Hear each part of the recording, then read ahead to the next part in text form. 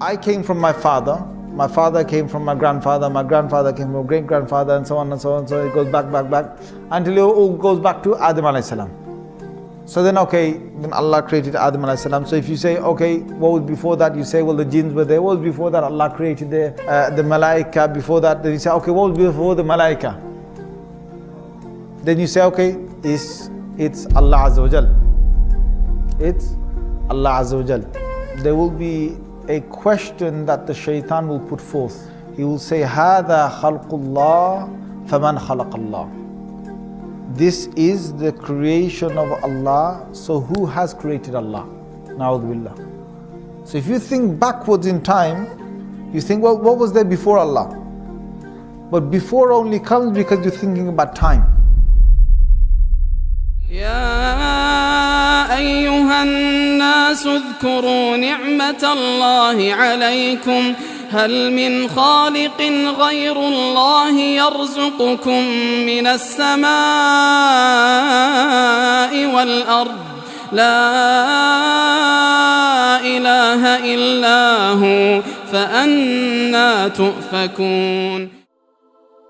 So before Allah Azza wa Jal, there is no before. That question doesn't even exist. There is no such thing before Allah. Allah was there, finished. And that's what we need to say. We can't use the human brain to understand this. Just like if I tell you to lift 10 kilos, if I tell you to lift 10 kilos right now, you can lift 10 kilos.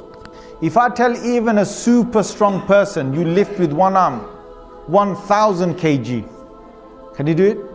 No. If I tell him to do 10,000 kg, can you do it? No. So there's a limit to this, the limit to the muscles. If I say with the eye, how far can I see? Some people can see 1 mile of a distance, some people 3-4 miles of a distance on a clear day. Some people 5 miles.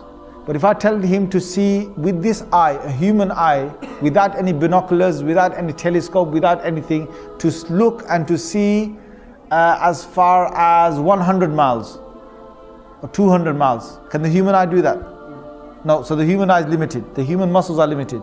The ears, even if there's a massive explosion on halfway across the world or quarter way across the world, I can't hear that. The human ear can't pick that up. So we're limited. We're limited with hearing, with sight, with touching, with lifting, with walking, with energies. So we're limited with the brain. We're limited with the brain. There's so much a human can think. It's limited. So would me and you be able to know about the unseen world, about Allah, without any prophet? Yes or no? Yes or no? We can't. It's only through the prophets. So whatever the prophets now tell us about Allah, we have to trust it. The human can't bring now new arguments about Allah from himself. It won't work. Because the whole concept of Allah is not a man-made thing. Allah has sent prophets to the earth to talk about God. So if a question is now said about Allah Azza wa Jal, about who He is, what He was and so on, no human being can ever come and talk about God without a dalil and without a prophet evidence. You have to go through a prophet. So when philosophers, when scientists, when your normal ordinary human beings, they talk about God and that God must be this, God must be that, we do not accept the authority of anybody. We accept only the authority of the Anbiya, of the prophets, because they were told about God, from God, they were told who God is. So you have to go through them to find out who God is. Anyone else you will take, even if your own brain, you try and understand Allah, then you will fail.